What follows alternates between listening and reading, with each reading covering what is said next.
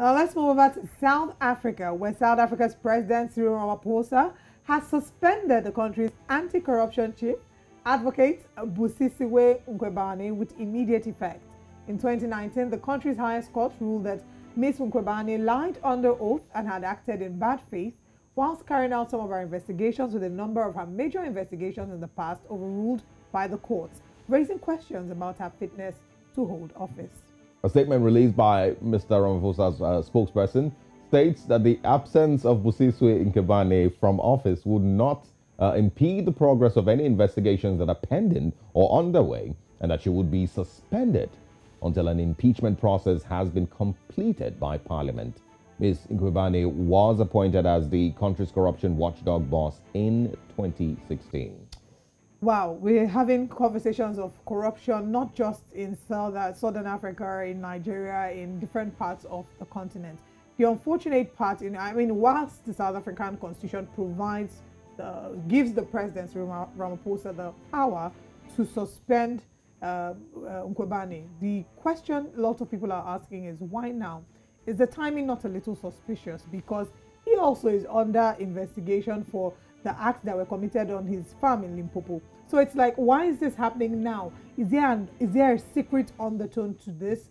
Why are you suspending her and asking her to step down? And now, these are the questions that a lot of people are asking. I mean, we know that Cyril Ramaphosa has been under investigation, and this will be the toughest or the most I think this will be the most difficult issue he's faced since he stepped into office in February 2018. And it will be interesting to see how this turns out and what this will mean in South African politics. I agree. And, like you said, these are questions that are creeping up here and there. And these questions cannot be ignored, first of all. And second is, I like the fact, and I'm sure a lot of Nigerians would also agree with me, that you don't get to see this very often, where a president can actually be questioned by the anti-corruption watchdog in the country, where a president or ex-president can be summoned and be questioned, and these proceedings will continue regardless. So whether Ramaphosa is doing this because he's trying to save himself or buy himself some time, nobody knows. But it's interesting to see that the president can actually be asked questions in the country, because we don't get to see that a lot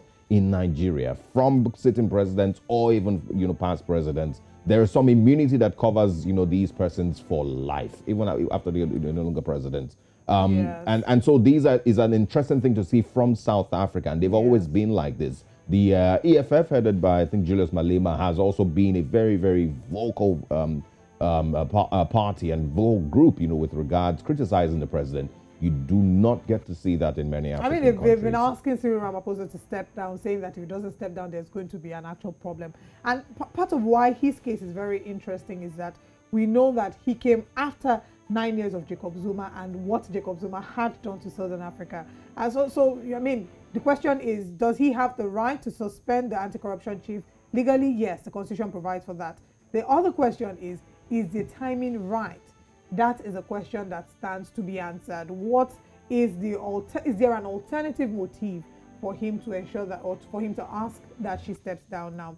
But I think it's also important to just mention that she also has questions to answer. Oh, yes, it says that she lied on that oath and a couple of other things. So we're not necessarily painting it as President Cyril Ramaphosa just deciding to ask this person out of of the whole corruption of the whole space. I mean, to save himself. We did mention that he does have a legal right to ask her to step down. And she has questions to answer also. Yes, yes. I mean, the inquiry started a while ago, and he did ask her, give me reasons why you should not be suspended. And maybe for whatever reason, he might have thought that the reasons she gave were not good enough. Right? And he then asked her. So he does have, he's backed by the Constitution in Southern Africa to ask her to step down. But I mean, these are some of the questions people are asking. Is now the right time? Is there an ulterior motive?